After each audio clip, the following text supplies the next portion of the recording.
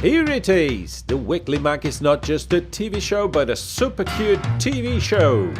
And today's menu includes one of the people who best knows the HIV virus, doctor and researcher Bonaventura Clotet. Tori Sparks is going to be on stage singing for us. And Mark Broderick meets a guy who wants to take over a desert island. All this in just a minute. Stay tuned. Hello and welcome back to the Weekly Mag. Today we've got many interesting topics and one of them will be with us throughout the whole program. We'll talk about work with Dr. Bonaventura Clotet, musician Tori Sparks, and of course with our debaters at the end of the show. But let's go straight to the point and start with Here and There, a section where we analyze the topics, similarities and differences between Catalonia and the Anglo-Saxon culture. And who better to tell us about it all than an Irishman? We call him Mr. Stereotype, but he's a very nice person. Hello, Mark Broderick. How are you? I'm fine, not too bad. And yourself? I'm great. Yeah. Happy to see you again.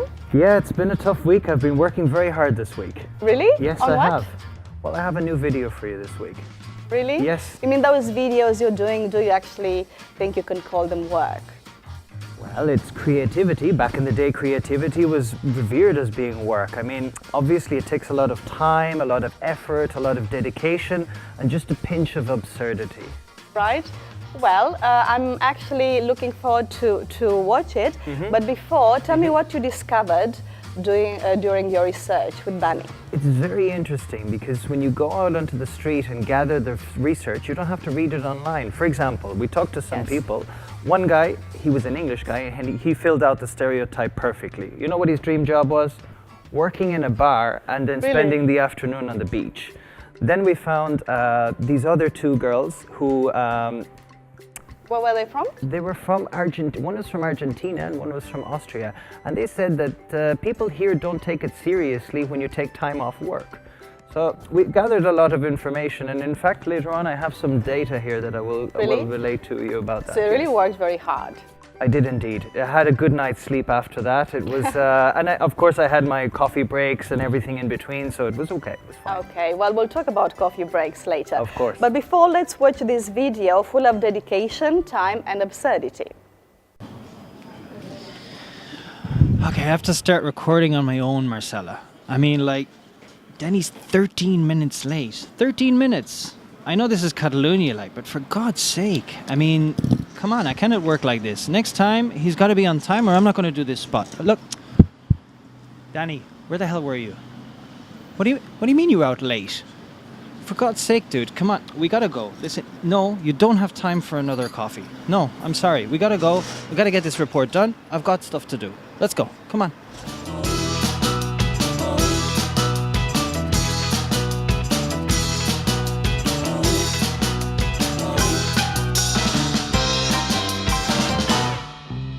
What's your dream job, Gary? I'd say working in a bar all day, sit in the sunshine and then work at night. Like being in charge of an island for a rich person. I've heard that exists, and you just tend to their beach.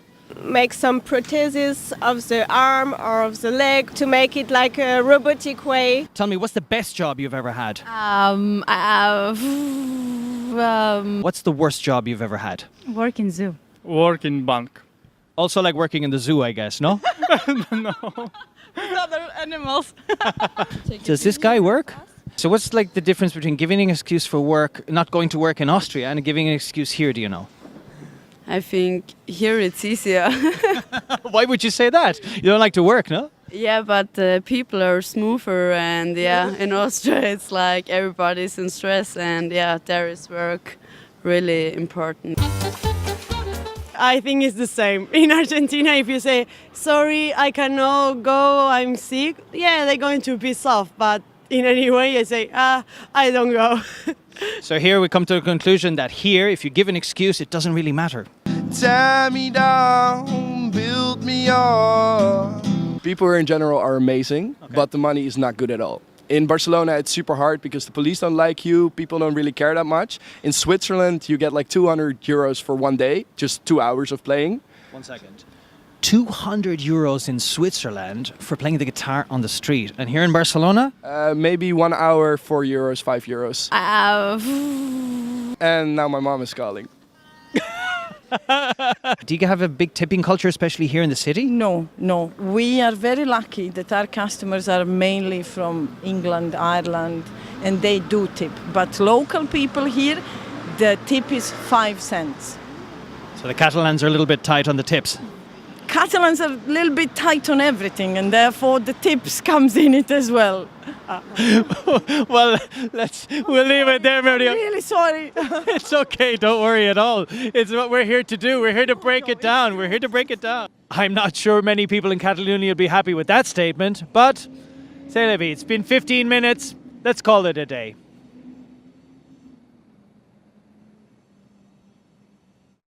Well, that was fun, Mark. Good job.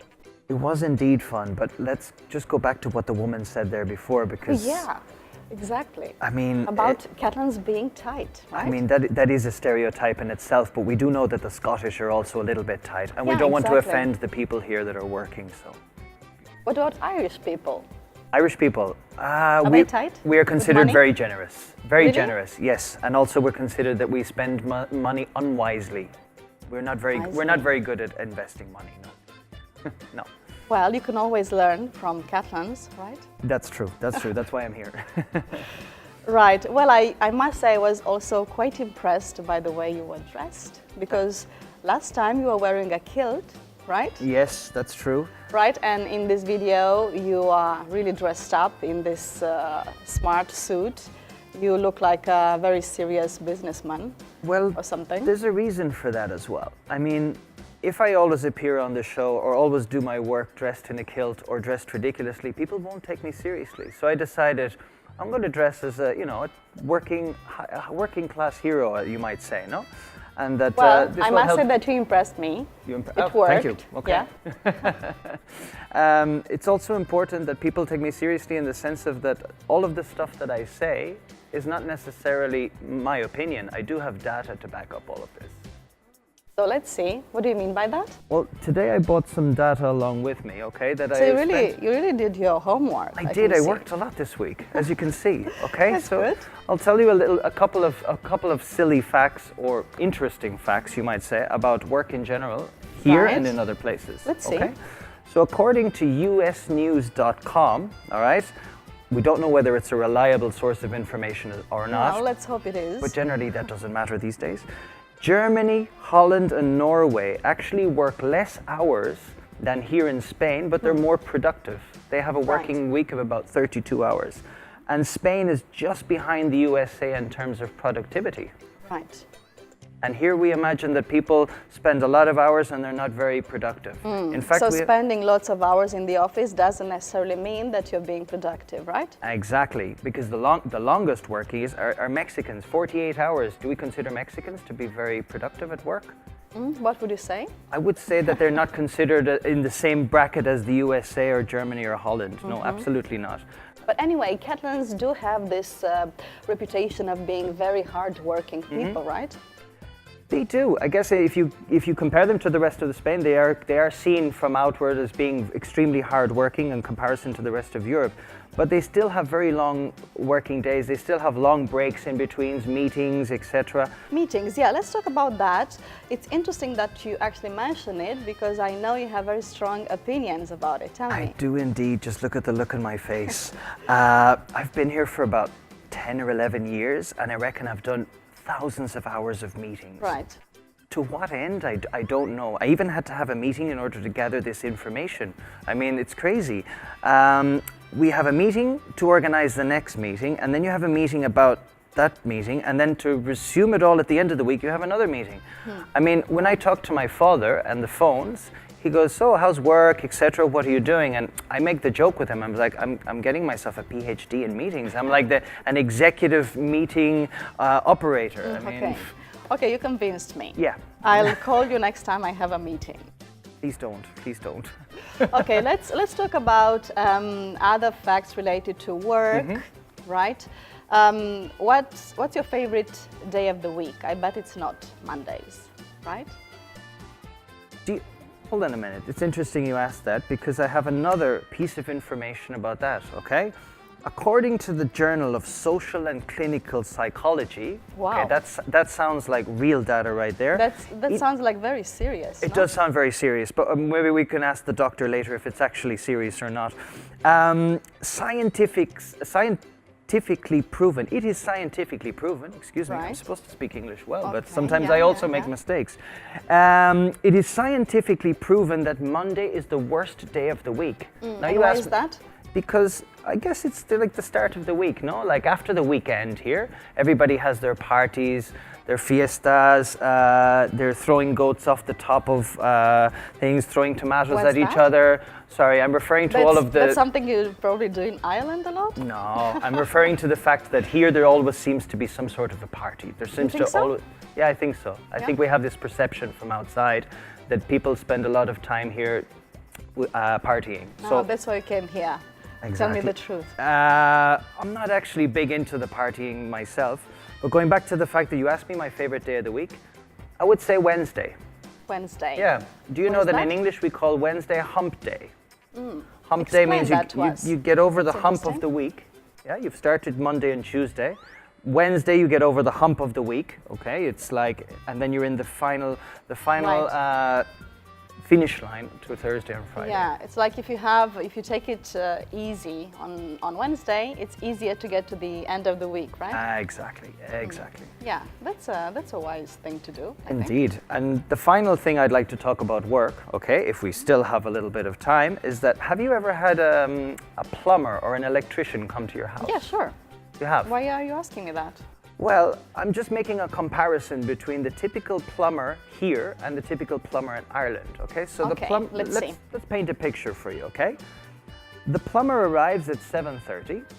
He goes Early. early in the morning, takes out his tools, puts them on the table, has a look at what the problem is, and half an hour later he's off out for his breakfast.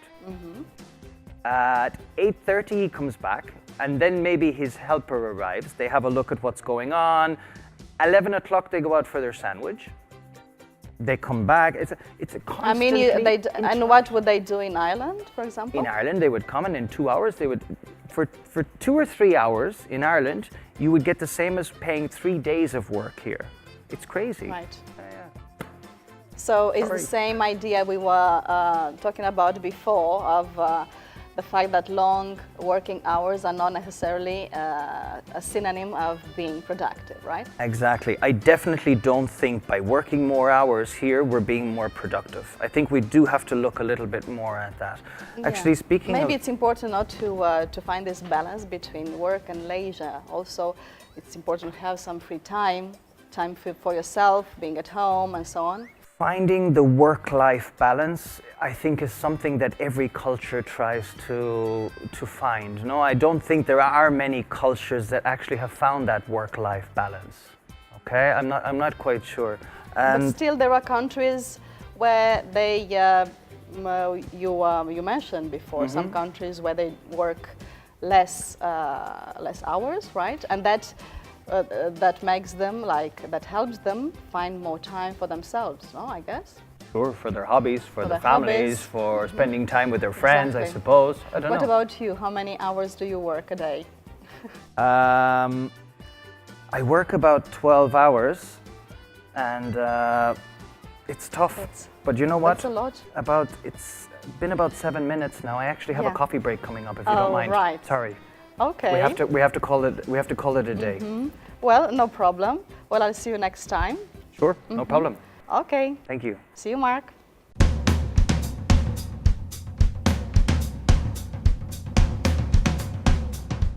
You've just finished your university studies and you're a graduate. Congratulations!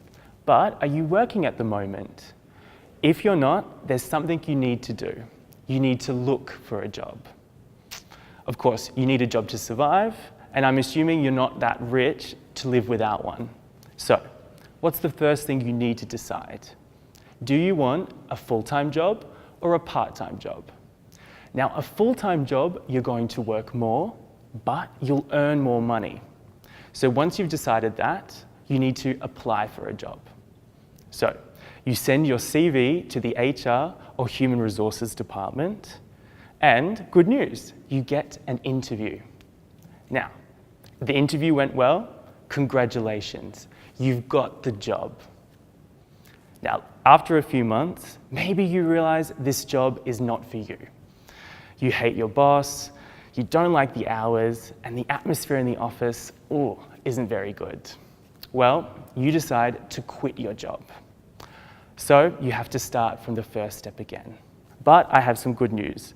I'm sure you'll find an even better job this time. So good luck with it, and I'll see you. Today's subject is work, and our next guest is a tireless worker. He leads a team of 150 researchers. He is one of the people who knows the most about the HIV, the virus responsible for AIDS, and as important as that, he gets to talk about science in an understandable way. But before we start chatting with him, pay attention to these concepts as they will appear during the interview. First word to pay attention to: bugs. Although bugs is commonly used to talk about insects, in science it is also a synonym for the virus and bacteria responsible of infectious diseases. Second concept to keep in mind: guts.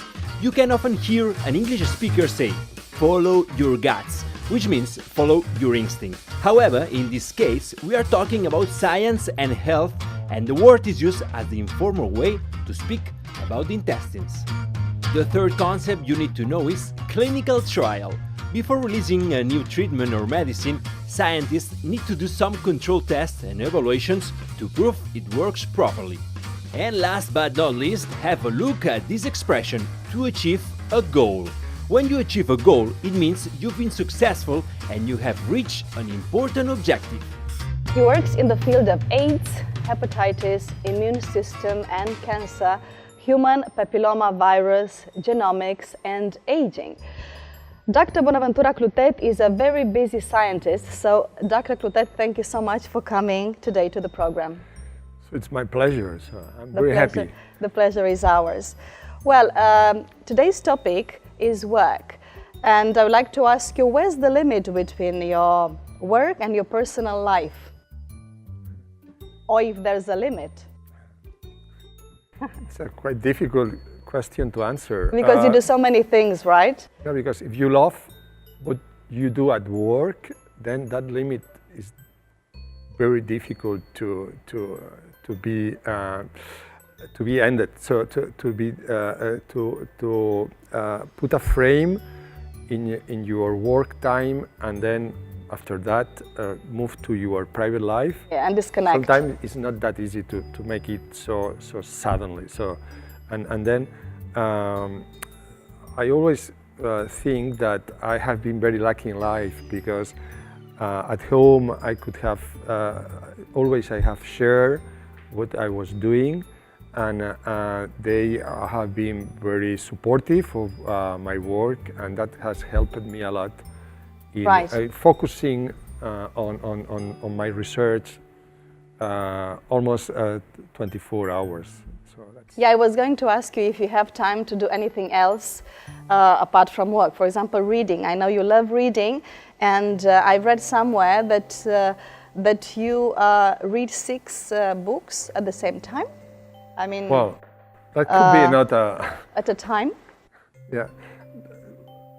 What happens is that I love reading, but then because I end the day quite tired, then I start reading one book. Then if that book it doesn't attract me enough, then I need to catch another one and start reading something that allows me to keep me awake. Otherwise, I feel asleep. So I see. I fall asleep, and then what I'm trying always is to keep some at least several books ongoing, at least for reading, and that helps me a lot. But I love reading scientific books as well.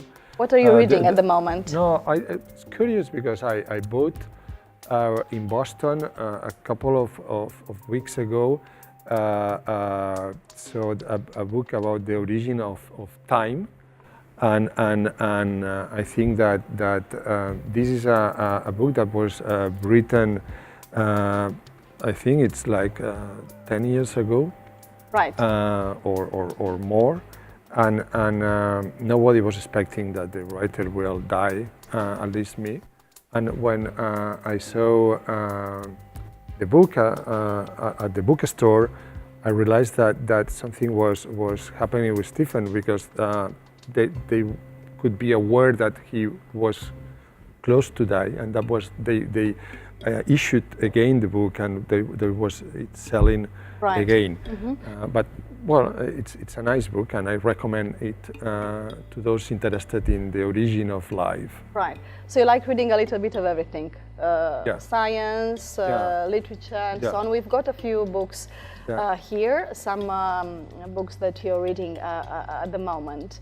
Reading is a good activity, to disconnect from work as well. But I would like to ask you about the beginnings of your career, more precisely about how did you get into the research against AIDS? I know it was quite a long time ago. No, it's quite a long time, but indeed time flies, and it seems yesterday. How long have you been into the research against AIDS? I began in 1983. Right. But I had the opportunity to visit the first patient that was the first patient with AIDS in the country. Suffering AIDS in this country, and that allowed me to enter into contact with this disease, at that time unknown. It was completely unknown. But what really attracted me a lot was to realize that disease was impacting the immune system. So at the end, the immune system is our center of our life. So we have a normal immune system, and if it works correctly, then everything is well controlled. Under control. And you are at lower risk of cancer, infections, and whatever. And diseases in general. All sorts of diseases. But if it works not correctly, then some opportunistic infections and cancers might come out, and this is what happens with the AIDS. Right. So there is a virus that kills the immune system, destroys it quite quickly. It's almost immediate destruction when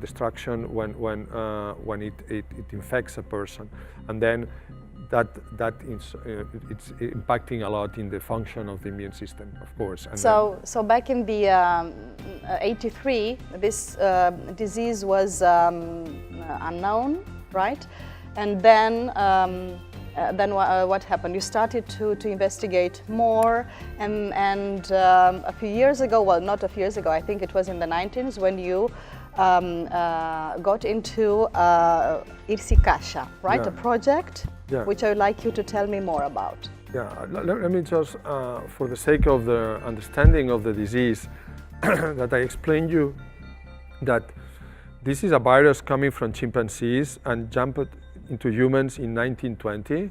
Right, so the origin of the disease African? is African chimpanzees. Right.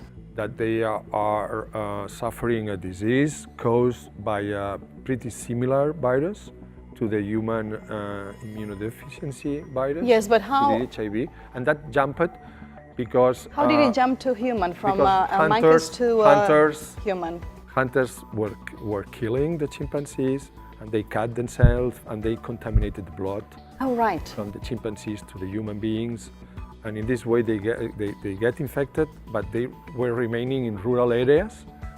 But then in the 60s they moved to the city in what it used to be the Congo Belga, and in the Belgian Congo, and that in that country at that time the language was French. Then they hired people from Haiti that were speaking French and colored people, and they went there to help them in vaccination campaigns. And then these guys became infected, or they get infected while being in Congo for the purpose of supporting the vaccination campaigns, and then that allowed the disease to go back to Haiti, and from there to United States and everywhere. Well, I must confess I didn't know too much about the origins of the infection of AIDS, but if you agree, we'll have a short break and we'll talk about it later, because we'll have a journalist specialized in science who will join us in a minute. While we are away and today's main issue is work, I suggest you think about these words of Mary Oliver, American poet, winner of the National Book Award and the Pulitzer Prize. We'll be back in a few minutes.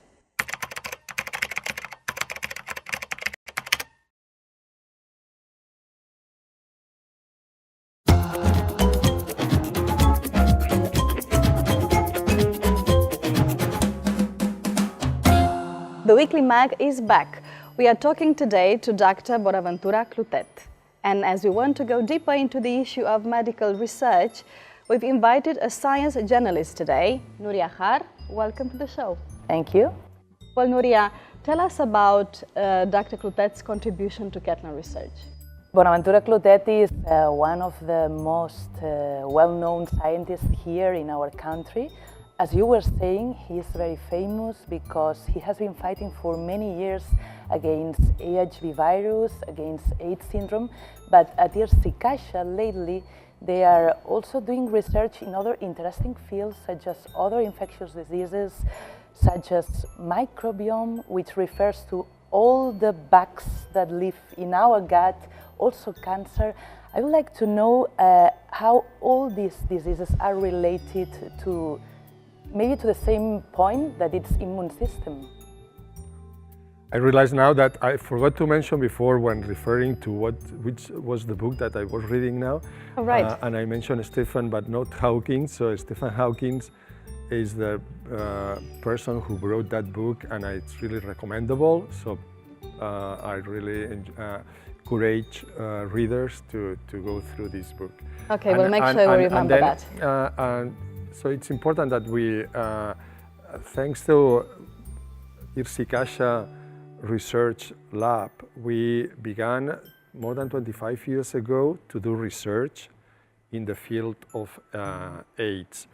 So now, which is, now Xarxa became one of the most important research labs in the world. That has been thanks to the Generalitat of Catalonia and La Caixa Foundation, la obra social de la Caixa, and both institutions have contributed significantly to the success we have achieved, and that has allowed us to move from a very concrete research area of AIDS to other areas, as you mentioned before, microbiome and other infectious diseases, cancer, aging, and why... Which are all related, no? Exactly, and why all are linked. Because what happens is that the center is the immune system, and when you impact the immune system, you damage the immune system, everything is becoming bad, and then you need to really either to improve the immune system or really fight the diseases that are caused by these disturbances. So what happens is that the bugs in our gut are in close contact or cross talk with the immune system. The majority of our immune system is around our gut. Then when the virus, the HIV virus infects a person, destroys this immune system. Therefore, the bugs inside are not longer under control by the immune system, and then that become more inflammatory. And they cross the wall of the gut, and then they go to the bloodstream, and they go distributed, and they cause increase in cytokines, substances that cause inflammation. This inflammation causes an increase in cardiovascular risk, osteoporosis, osteopenia, CNS, central nervous system damage, on top of this, also an accelerated aging. Right. I mean, inflammation is a term that has been commented a lot, Exactly. not lately. Inflammation. Right, and related to aging as well. It's related to and it's linked to the impact on the trade-off between favorable and unfavorable bugs in our gut. And if the immune system is working correctly, then the trade-off is favorable for the good guys in our gut. But if not, then the bad ones, so the inflammatory ones, grow, and then they start to cause diseases. And this is what we are focusing on now, and we think that could impact significantly in the success of the vaccine, for instance. Exactly, the vaccine which we wanted to mention. Yeah, because in Xarxa you do a lot of research, but for example, last year, I remember this was a very shocking news. You got a therapeutic vaccine that had very positive results in 5 patients that could control this HIV virus without drugs. I don't know what's the point right now. How are they today? Yeah, exactly. What is the situation a year later?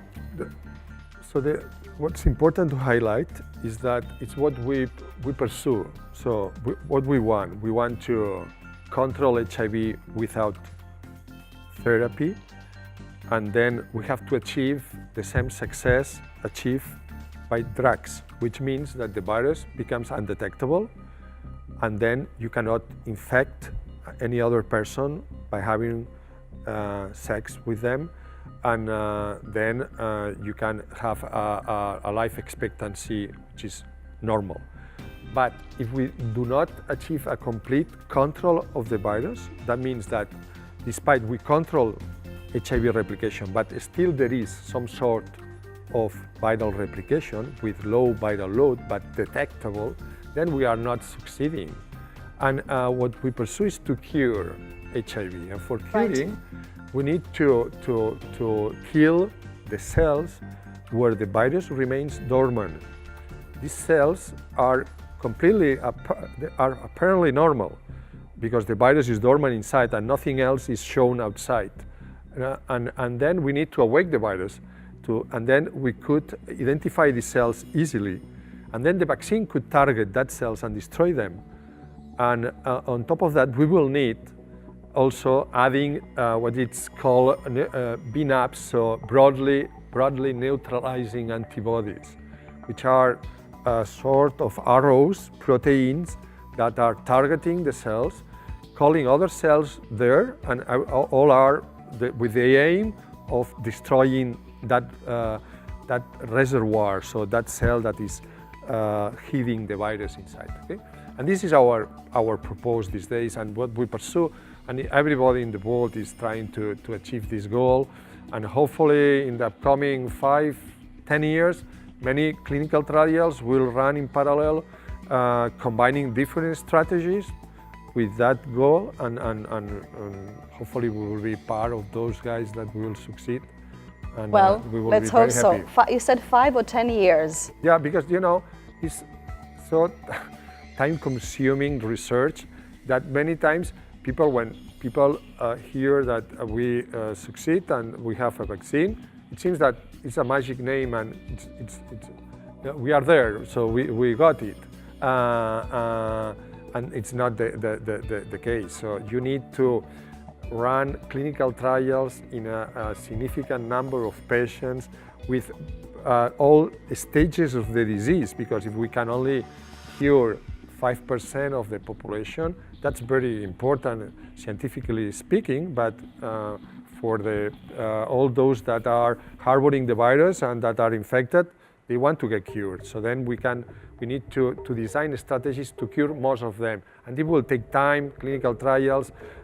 Sorry, when you say clinical trials, what does it mean in terms of time and money? Excellent question. That means that every clinical trial that takes you to a phase 1, which is the first time you test a vaccine or whatever you want in human beings, which are a handful of guys, that are being challenged with this new compound, that is 50 million, and it's at least 50 million euros. 15 million euros. One five. And That's then, a lot. And then, but this is only phase one, which is peanuts because it's a tiny group.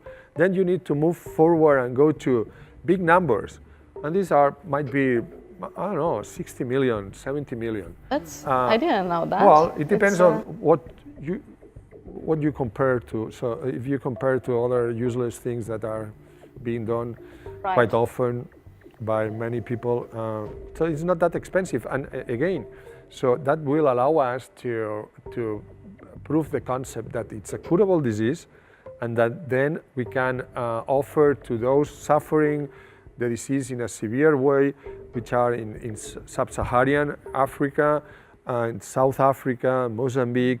So the majority of women there, so it's 40% infected, and only 50% having access to treatment. So we need to cure this disease. Yeah, that's another point, because now you were talking about money, and more than a half or over a half of the people infected with HIV virus don't have access to treatment. I don't know how to deal with people, mainly in developing countries, that don't have access to drugs.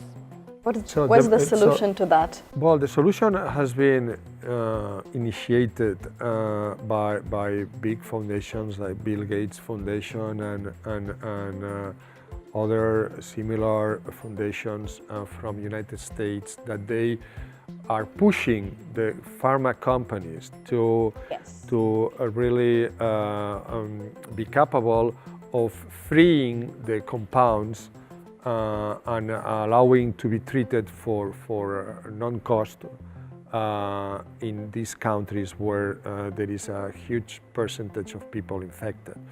So being sincere, so the pharma companies are becoming more conscious that they should do that effort. Yes. And we moved from only 20% of the infected population on treatment in South Africa to 55% these days. But we have to reach 100%. Of course. If all infected people were treated, no more infections will occur, because those treated with the virus well controlled, they don't infect others. So then we have to achieve this goal, which is treat all infected population. Let's hope so.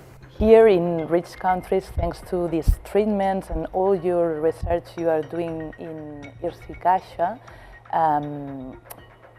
does that we have a good quality of life. If we are infected with HIV, we have a good quality of life thanks to that treatments that you prove in your scientific research center. I don't know if we as a society get relaxed because we can control easily, comparing to the past, the virus, and we don't take preventive actions. Well, prevention is really important. Yeah, that's true. That's true. And so, because you have access, free access to treatment, and then because thanks to the research conducted so far, we can offer a normal life expectancy for those infected that starts therapy. So people feel not that afraid or not that concerned for becoming infected. But prevention is a key point. Prevention is a key of course, point. As in any virus like that. By fortune, we have what's called pre-exposure prophylaxis that allows people to take a single pill per day and protect them of getting infected from HIV.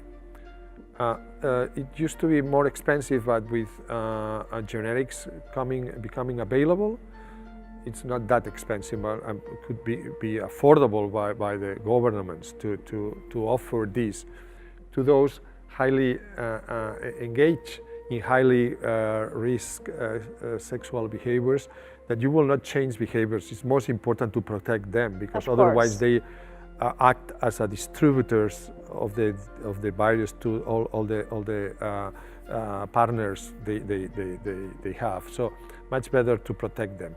Of but course. Again, we need condoms as well, because if not, what's called STDs, sexually transmitted diseases, are growing and growing and growing. And we are starting just now research in the field of vaccines for all these STDs. Okay. Doctor, thank you so much for that information. We are about to finish this interview with Dr. Clotet, but first we will see some English tips and talk to him about them later.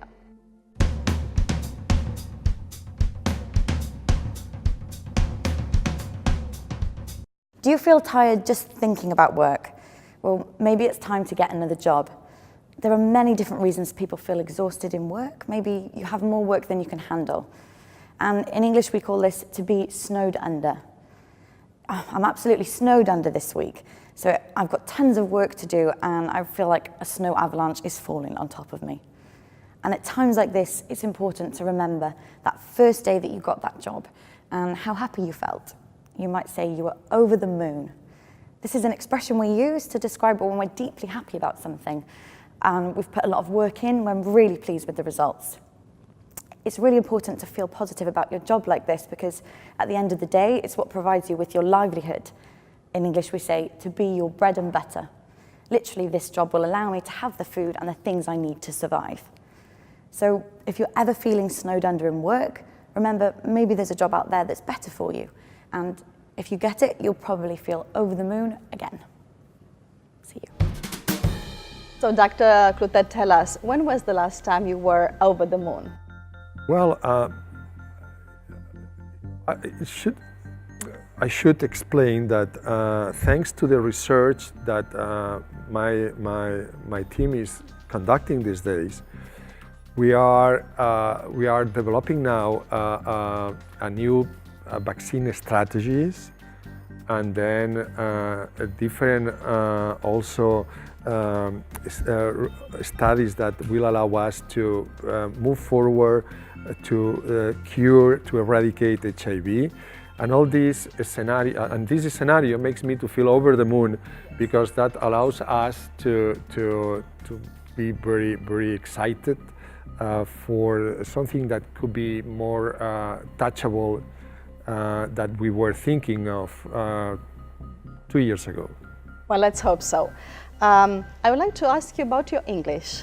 Your English is very good. Where did you learn it? Do you practice it a lot? So first, let me to thank you for saying that my English is good. I think that my English is a sort of Catalan English, which is a mixture of my mother language and English.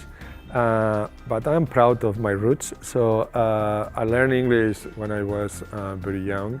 And thanks to our research, and most of our research is held in English when we meet, and we have foreign people staying with us in the lab.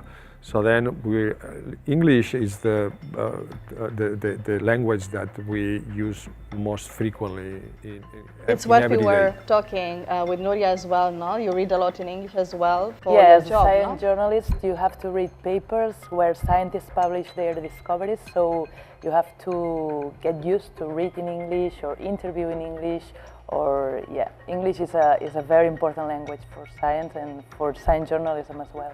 Yeah, and indeed, scientific English is pretty easy. So it's easy to understand. Yeah, pretty easy to understand, even to speak. And probably we need to go more in depth to not scientific English, because otherwise, then we just stop talking about science. Then you feel that you run out of words to have a conversation. But anyways, I think that we are trying to do our best.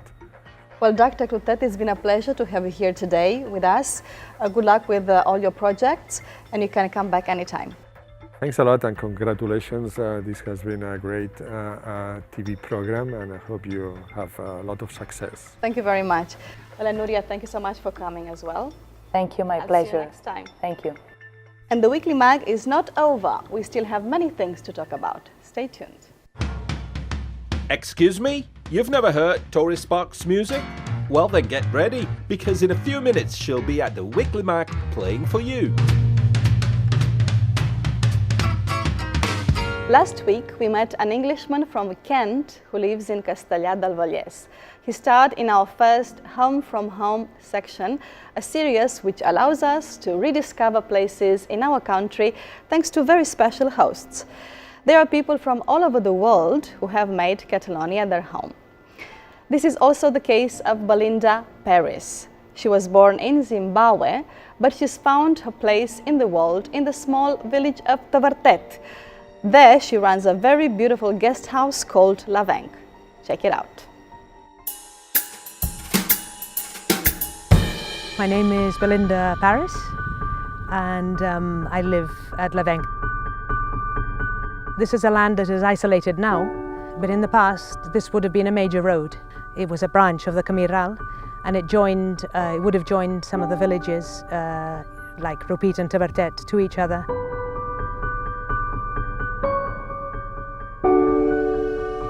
It was a derelict house, it was a ruin. It hadn't been lived in for 50 years. So the bottom part had been used and was still being used for animals. The windows, there was no glass anymore. People had started stealing things from the house. There were lots of graffitis on the wall. So it was a very sad spectacle, but at the same time extremely beautiful, very, very, very delicate. And you could just feel the history. You walked in and it had that feeling that you were going back in time. This house was medieval in a sense.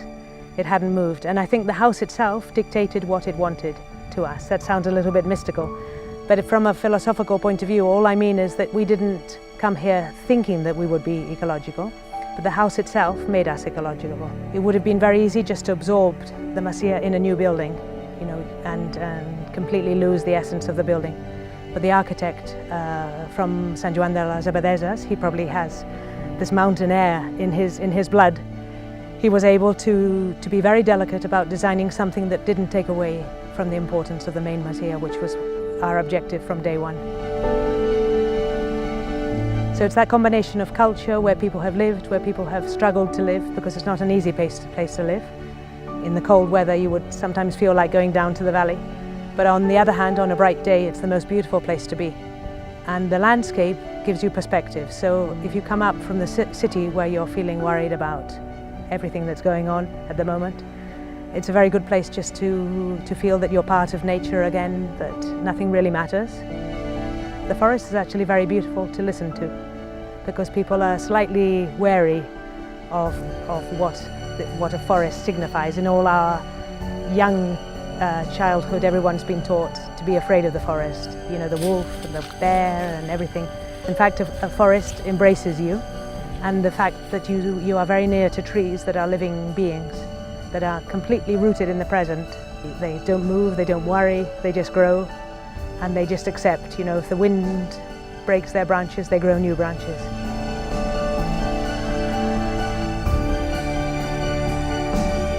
Sometimes people have no time to stop and stare, which is very important, just to stare at the horizon. In fact, biologically it's good for your eyes just to stare at the horizon, because most of the time we're staring at a screen and our eyes are becoming accustomed to short sight and not to long sight. So from the spiritual point of view and the physical point of view, people become renewed, which was really why my husband and me fell in love with this place. It renews you.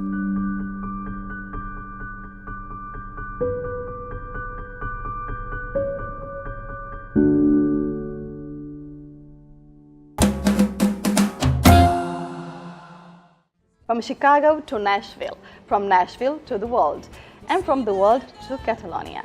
Tori Sparks is a musician with a very personal style, a mix of blues, rock and flamenco. And what makes this mixture unique is Tori's ability to run risks. For instance, she can take the experimental rock song Kashmir by Led Zeppelin and turn it into a flamenco song, or take one of the most classic black spirituals, Wade in the Water, and turn it into this.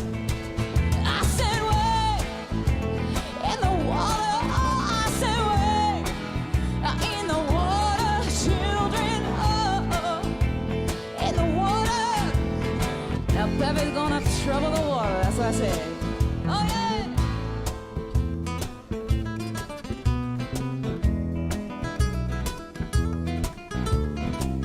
Tori Sparks welcome to the Weekly Mag. Thank you very much. Thank you for coming. Tori, the theme of this program today is work.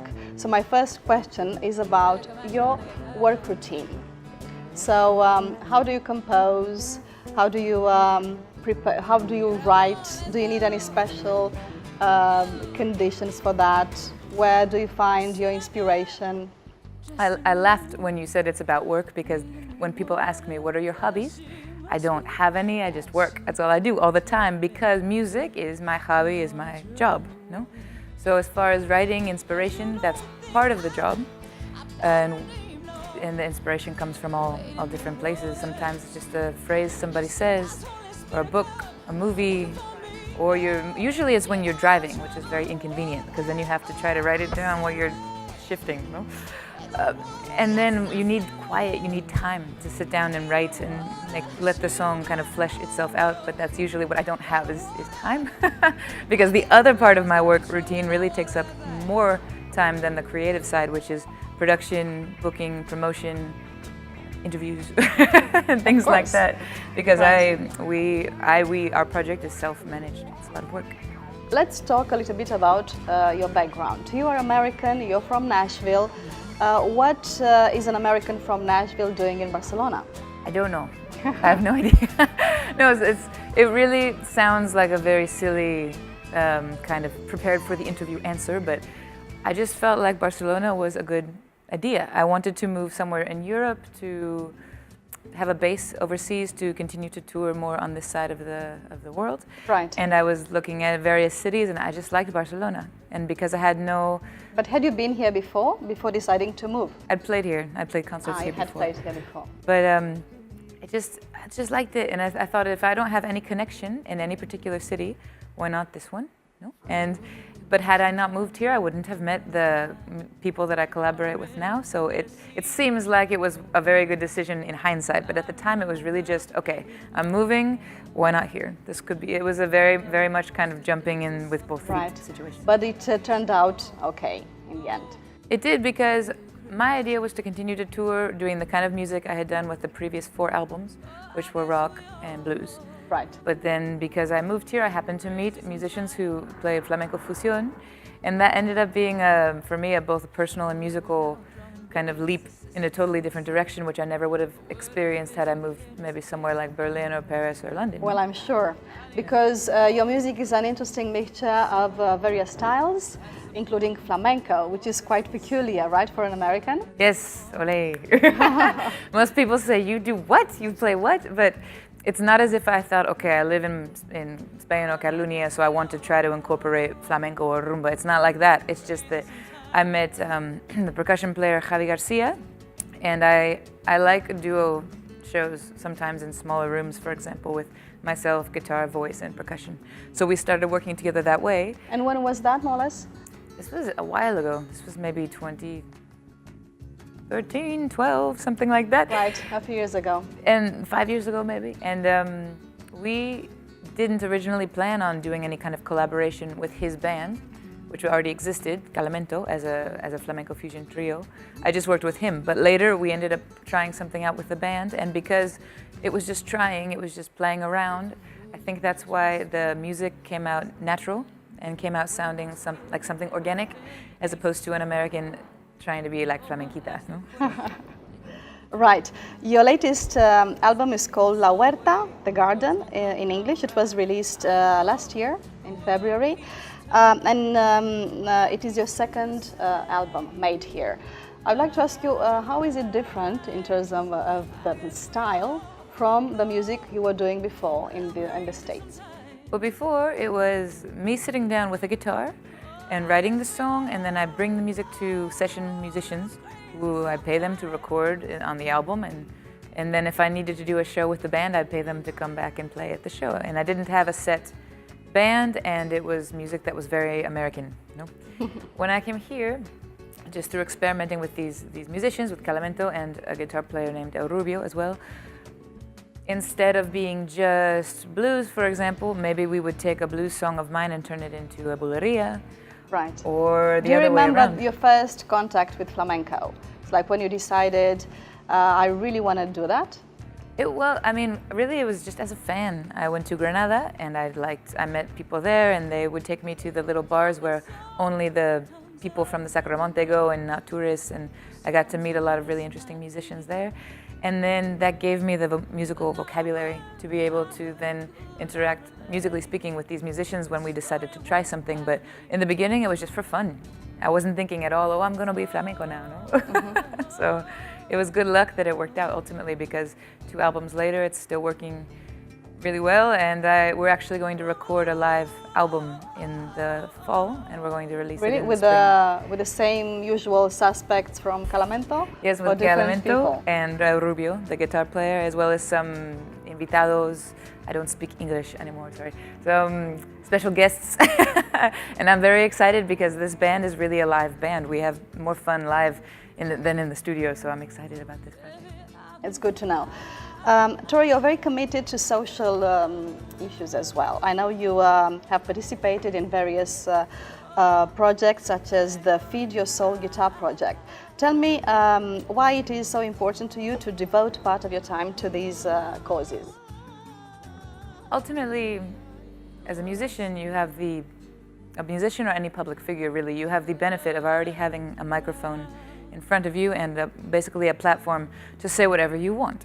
So the point of that is, of course, to put your music out there first, but then as long as you're up there, why not use your powers for good, so to speak, no? And I don't believe in just supporting any cause because it's a cause, but with certain causes, like the rights of refugees, or in this case, we're helping out an organization that collected food for people that didn't have any. Right. Or recently I've been involved in an organization here called No Caerem, which is about freedom of speech. These are such basic, fundamental, important things that for me, it's not only that is it impossible not to support them, but it also seems, like I said, a really good use of the platform that we have as public figures. No?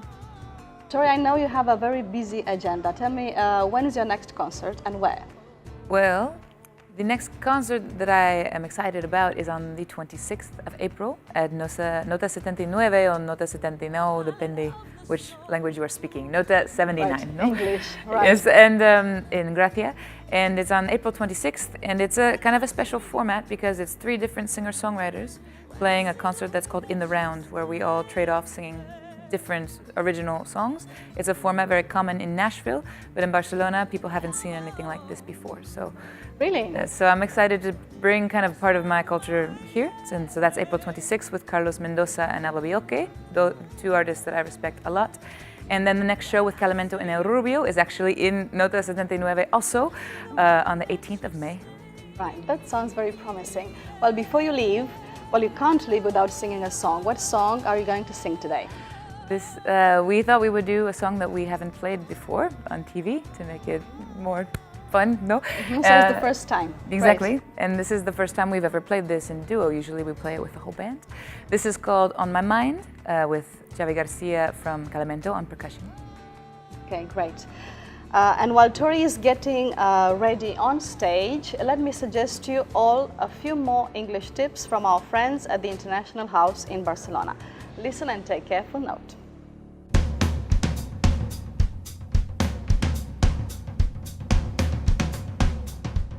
The word work offers many possibilities. If you join it with a preposition, you create a phrasal verb. Here are some examples. To work out.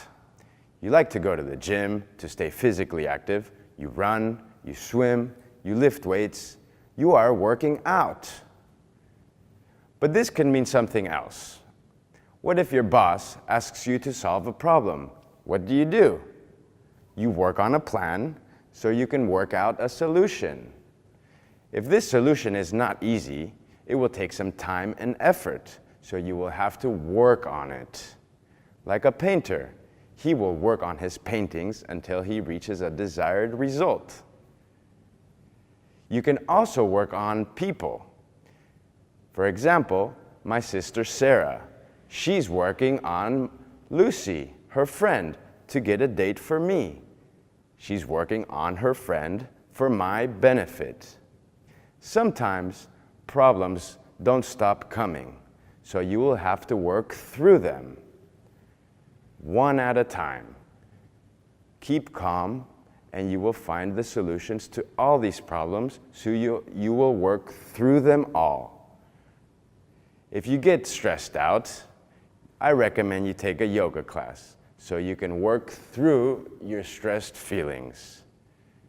Whether you're stressed or not, I recommend you do so. Namaste.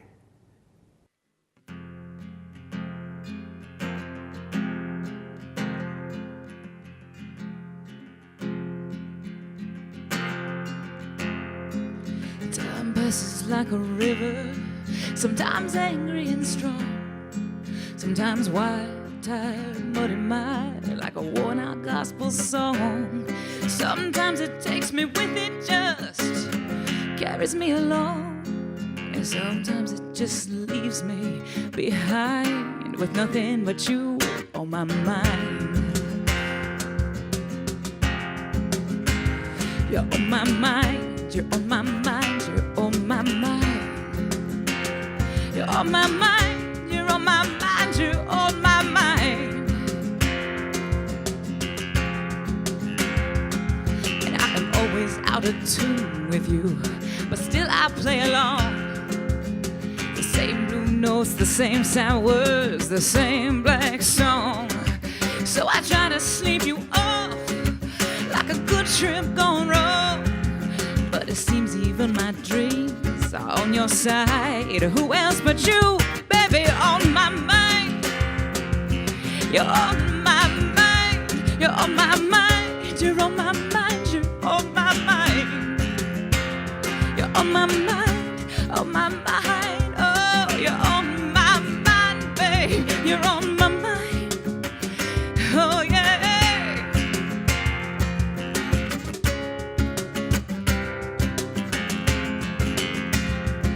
I keep telling myself, cut my losses, let you go. Leave the baggage of your savage love by the side of the road. But something in you holds me like two strong arms, and I cling to the thing that is doing me harm.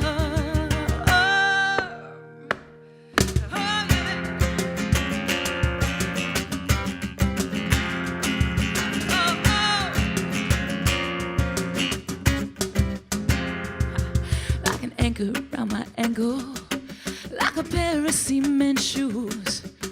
One size may not fit all, but what fits me is you. So I wave the white flag, nothing left to do but surrender to the one who robs me blind. Who else but you, baby, on my mind? You're on my mind, on my mind. You're on my mind, you're on my mind. You're on my mind, on my mind, you're on my mind, yeah. You're on my mind, oh yeah.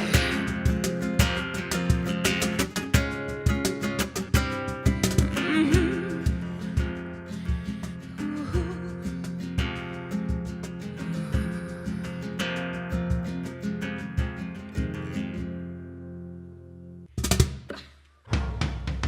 Today in our face-off, Matthew Tree puts the university system on the spot. I'm already shaking. There are many people from around the world who either for work, for pleasure, or for other reasons have settled in Catalonia. We want to know them and their everyday lives. Our next minutes are devoted to them in a special section called Portraits. And I hope you like sweets, because our next guest works in a candy shop almost 24/7. He's from Argentina and he's been living in Catalonia for almost 30 years. He came here to work for Chupa Chups, and now he's the general manager of Peppa Bubble, a small company that makes candy the old way without any machines at all.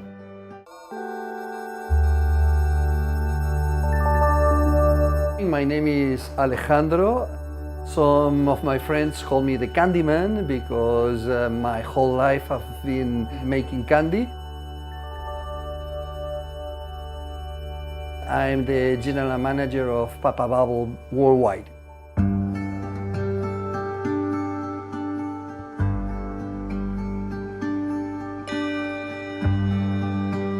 started working in Argentina in Cadbury. It was like a dream, you know. I was a young guy, it was a trainee related with candy, trying to develop new ideas within the candy area. It was, again, like a dream for a 19-year-old guy thinking all day long how to improve and make new candies and new development within the candy arena. That was really nice at that time. After working for so many years in Cadbury, I moved out and came here to work in Chupa Chups, leading lollipop company. And after Chupa Chups, I spent a few years in Haribo, another leading company, but this time making golden bears, jelly bears. And then I decided to stop working for big corporates and looking after a personal goal, a personal achievement, and then suddenly Papa Bubble appeared in the horizon, and here I am. It makes me very happy and very excited to think every day, what can we offer to our clients even in Papa Bubble? It is exactly the same, Barcelona, Jakarta, Sao Paulo, Tokyo, or Los Angeles. People are able to see the whole candy process. We were kids, so we were eating candy since we were 5 or 6 years old.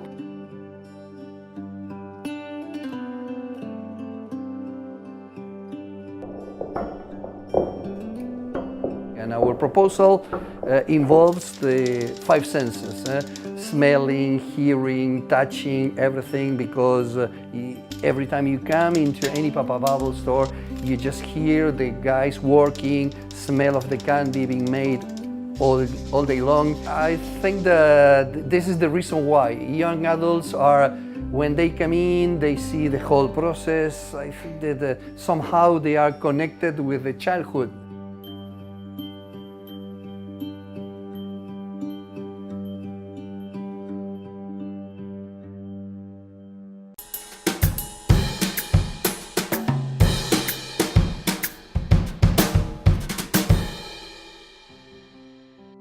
And this is the work product of Pepper Bubble, a sweet candy that we'll use to keep peace for the next minutes. Well, we need peace because we are entering our face off, which is a weekly dialectical fight about a contentious issue. And as the weekly mag today is dedicated to work, this will be the subject of our face off. Well, many people think that it's essential to study at the university in order to get a good job. Whether that's true or not, we don't like university anyway, Matthew.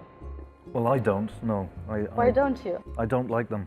Well, when I went to one and when I visit them, which is as little often as possible, what I notice is that most of the people who go there, I'm not talking about the people who work there, the people who go there, the students, most of them, either they don't know why they're there, or they're there because their parents think they ought to be there, right, or they're there because they want to get the kind of job that their parents usually have. Something like that, something more or less, generalizing. Matthew, so that's an unusual opinion, and it's your opinion. Thank you for coming, and we'll talk about your opinion later because I want to hear what our next guest thinks about it, Louis Lemkov, thank you for coming. You are a professor at the Universitat Autònoma de Barcelona. Tell me, Louis, what exactly are you doing at the Universitat Autònoma? Yes, I work at the Institute of Environmental Science and Technology, and what I do is to study, analyze the impact of environmental and technological risks on society, how people perceive these risks, how they react to it, how sometimes they fight against it. I look at the sort of interface between environment and society, which is a very complex issue, but an interesting one in my opinion. Yes, well, complex and impressive, no? Well, is not good enough for you, Matthew? No, listen, like I said before, I've got nothing against people who work in universities, you know, and if I'd even let my brother or sister marry one if I had any brothers or sisters, which I don't. But I would ask you about your students, because the impression I always get at universities is there are very few students, a minority of students, who really are there to acquire knowledge. Most of them seem to be there, like I said, because they don't know what they're doing, because their parents want them there, or because they're thinking of the money they're able to make. I actually saw this at the university I went to, the money they're able to make once they've got their degree. Don't you find that with the... Well, I think it depends a lot on what you're studying, why you're studying it. And for instance, I have the good fortune to teach on the environmental science degree, and the students are fantastically motivated. They're there because they want to do it, to be there, they want to have more knowledge about their subject, they need it, they require it. And as I say, they are very committed to the study of the environment. And so I think it depends a lot on the kinds of studies, but I think it also depends on the university, the place. There are many factors which determine how and what students think about their studies. So I think it depends. I think you should qualify it, not give a blanket sort of description of student body. It's very, very diverse. It's extremely diverse. It's very different. And one of the great things now that university environments provide is a lot of diversity. They're very internationalized.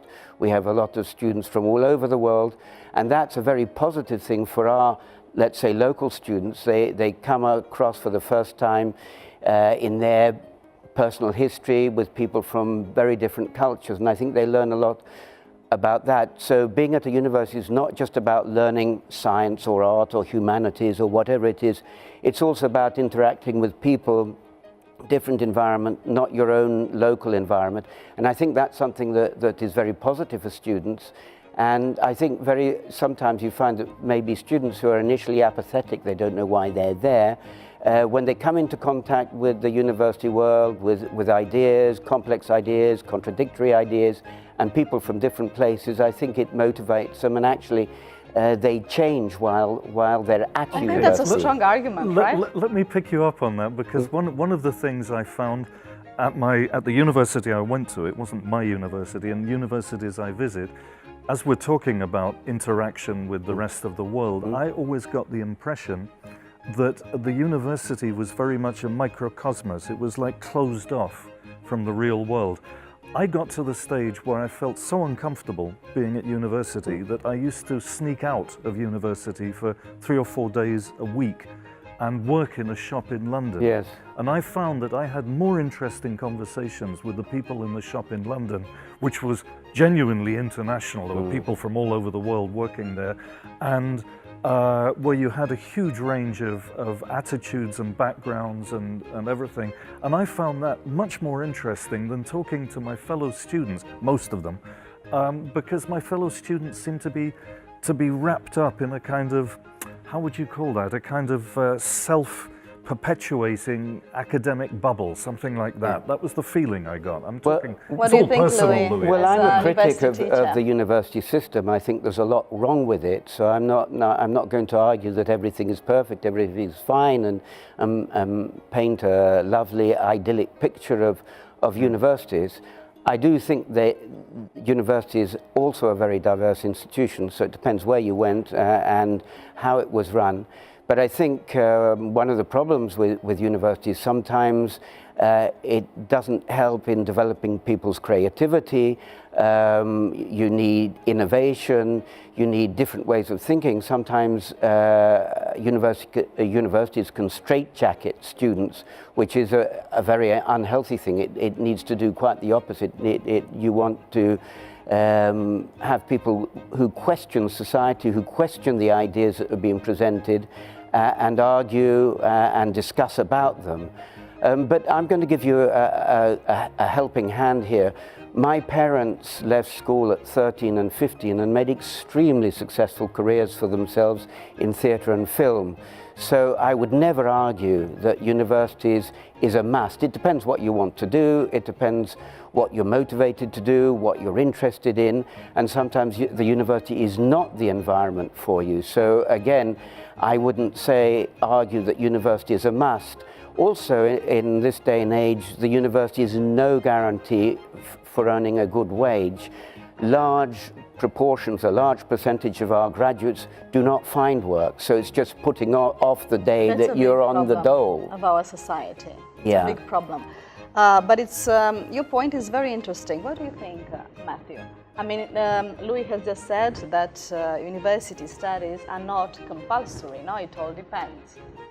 Well, they're not compulsory, but They're not indispensable to become successful in life. I've known of many cases where you find students just being pushed into the universities by their parents because their parents think it's important for their children to go to university. Are your children going to university? I mean, would they like to? One is definitely not going to university. In fact, he's going to do what they call here professional formation. In other words, a more specialized thing, which I would say is a good alternative for maybe 50% or a large percentage of students, of those students you mentioned, who don't know what they're doing really at the university, whereas they would probably be more centered and happier doing something a little more practical. And if they want to acquire knowledge, you can do that all the time. You know, I did most of my learning well out of university.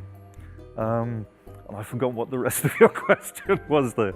I was saying that we were saying that it all depends, right? It depends on the person, on the motivation, and so on. No? Like everything in life, we can't generalize. My position is that university is not a must, and in certain cases, I think students, young people, shouldn't go to university if they have a clear idea of what they want to do, and the university is not going to provide them with the skills that they require or the experience. So that would never be my argument. In fact, there are many people who go to university who probably would have been better off being somewhere else, getting another kind of training, having a different kind of experience. So I think it really depends on what you want to do, your motivations, your interests, all these kinds of things. But having said that, I do think certain universities can provide a really great and exciting environment for students. And I think it's up to us, those people who I've been in university management, it's for us to create an environment which is truly stimulating. And unfortunately, there are many places, many university departments, some universities, which are dreary, boring, unexciting places which do not stimulate creativity. And I think one of the critical things in terms of university training is to encourage and to promote creativity, innovation. You do not want rigid, memoristic kinds of studies, and unfortunately that happens in many places. But that's a criticism of universities, that there is a lot wrong with them, but I think from the inside we can do a lot to make them a lot better. Isn't there an element though also of university? Oh. Well, the bell. Oh. You know that means, you know what it means, Matthew? It means well, I know what it means, yes. It's the end of the fight, of this friendly fight. And as a judge, I'm afraid I need to decide who the winner is. And Matthew, if you don't mind, I think the winner today is Louis. He convinced me with his arguments, so you shouldn't be put off. You'll have another chance next week. Well, he almost convinced me a little bit. And I'm sure Matthew will survive. He enjoys a good argument, because he lost and he last wins week many as well. of them. Well, thank you, Louis, for coming. A pleasure. Thank you, Matthew, as well. I'll see you next week. You're very welcome. Pleasure. And thanks also to all of you who follow us through television and social networks. Our farewell quote is from the British writer Sir James Matthew Barrie, author of the famous novel Peter Pan. And remember, keep your English running. We'll be back next week. See you.